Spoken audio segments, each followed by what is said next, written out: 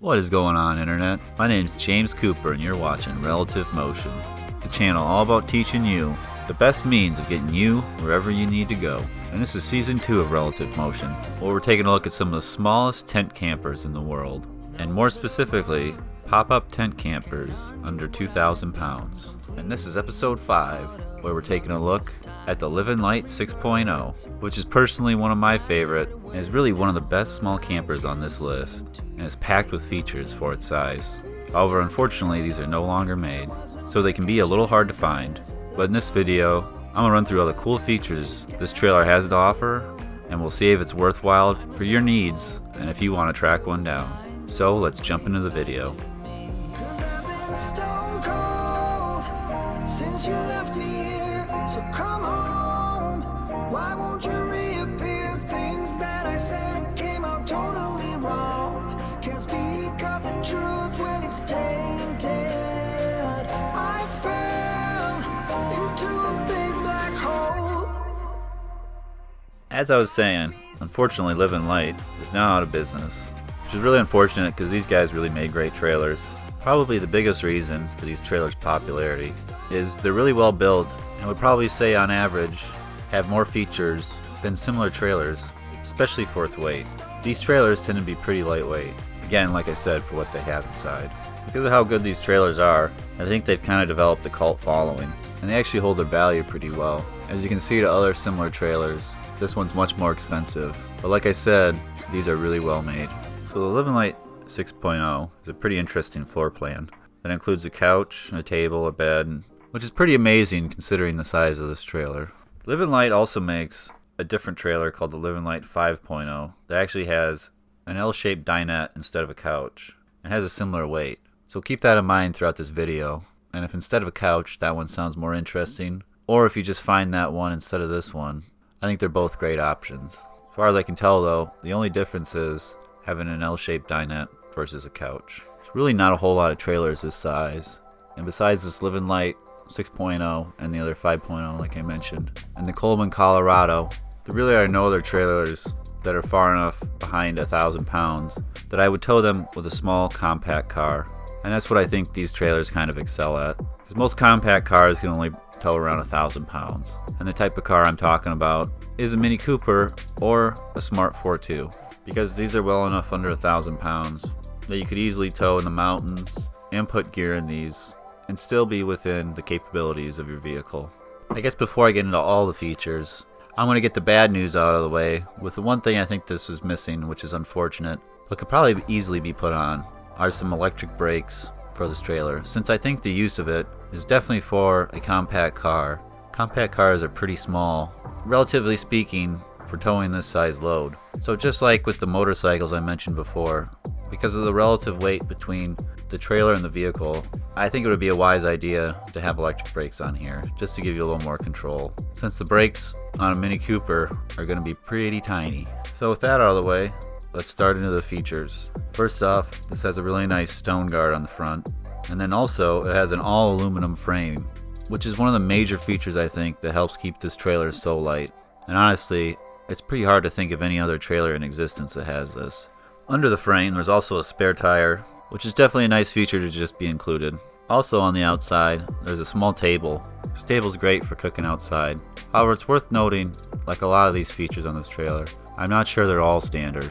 So just be aware of the trailer you're getting, and make sure it has all the features you're looking for. Now like I had already said, this trailer has a couch, or if you get the 5.0, it has an L-shaped dinette. But I'm just going to focus on the couch for this video. I think it's one of the nicest interiors on this list, and even though I've never sat in it, it definitely looks like a really comfortable couch, because not all couches were created equal. Then it has a table you can easily put in, which makes this into a two-place table where you'd sit next to each other, which could be a nice refreshing way to sit if it's just you and your partner. But like I keep mentioning in these videos, if you do have folding chairs, they could easily fit opposite the couch, and this trailer could easily sit 4 people. And then on top of it, this couch can of course be made into a bed, which makes it so this trailer can easily sleep 3 people. And unlike the Coleman, Colorado that we talked about in the last episode, this one actually can sleep that many people and have them be comfortable. This trailer, and Quicksilvers in general, actually have the largest beds on this list. So if you're looking for a large bed, definitely pay attention to this trailer. An option for this trailer is to have an air conditioner, and it actually goes in this cabinet that's in here. So be aware, if you opt for the air conditioner, you do lose the little cool storage compartment you have here. But I think this is an awesome feature on here. And the air conditioner just plugs into the wall outlet in this trailer. And since that brings that up, it's worth talking about the fact this is the first trailer on this list that actually has electricity built into the trailer. So it has an included deep cycle battery, a shore power connection, and inside it has USB ports and 120 volt plugins. Now all this means is, if you go to a campsite where they have electrical plugins built for trailers, this plug is standardized from small trailers up to the largest fifth wheels. So this trailer would actually be able to plug in to a camp or RV site and be able to use that power to run the air conditioner. However, if you don't have access to this shore power, if the battery is charged, you can still use that to run the USB chargers inside the trailer. So it's always important to be aware of the electrical limitations of your trailer and what you can do with or without the shore power plug-in, which is why in this video I think it's worth mentioning.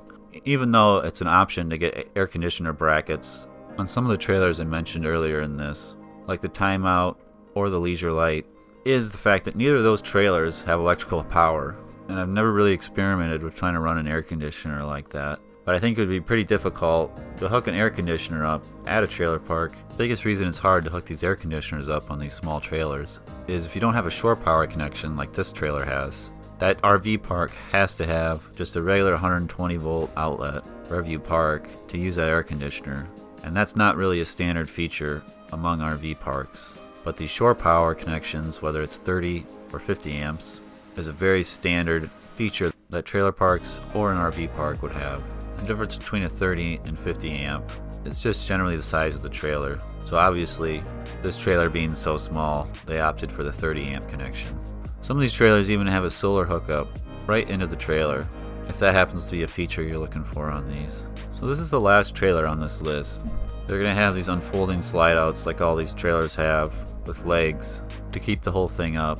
And the unfortunate part about this one is, because it is for a car, if you are happening to use this for the use like I mentioned in the last video of just trying to not have to stay in hotels, this is fairly hard to park and not take up a bunch of spots. Because if you just take up a normal spot and flip this over, you're obviously going to be into the space next to you, which I guess is fine if you're in a big enough lot and far enough away from people.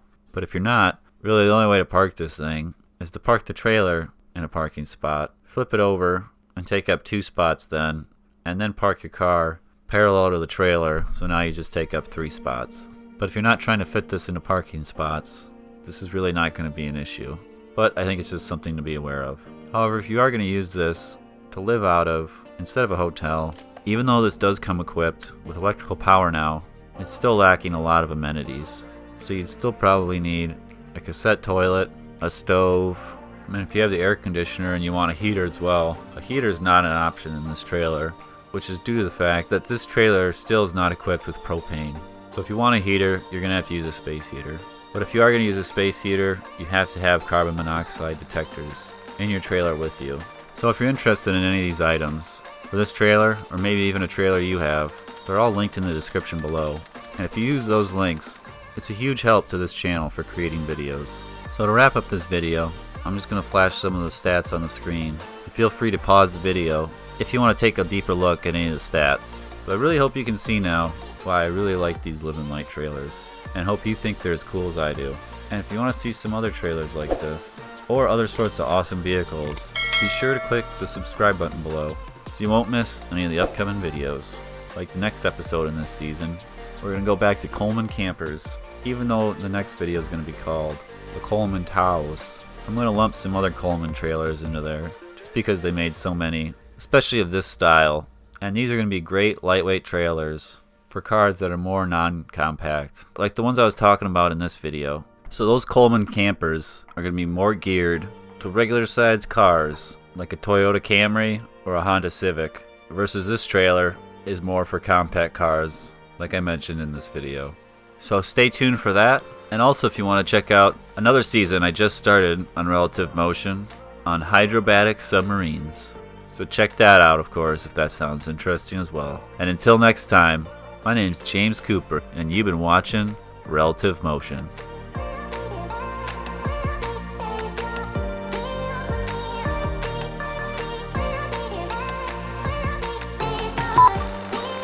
towels, the Coleman towels.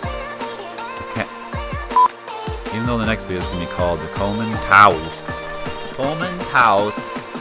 Towels.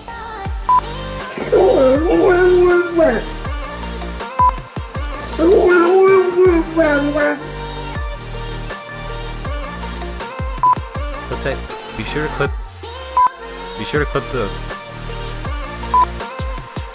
to clip the subscribe button so you'll stay abreast to any upcoming videos.